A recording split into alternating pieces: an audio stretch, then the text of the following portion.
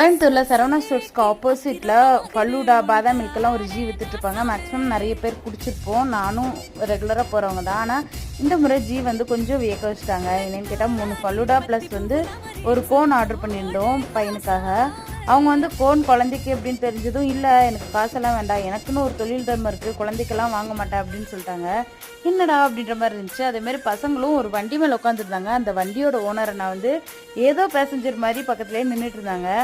என்னண்ணா உங்கள் வண்டி அப்படின்னு கேட்டதுக்கு, ஆமாம் குழந்தைங்க இருந்தாங்கல்ல அதனால தான் ஒன்றும் சொல்லலை அப்படின்ற மாதிரி சொல்லிட்டு இருந்தாங்க.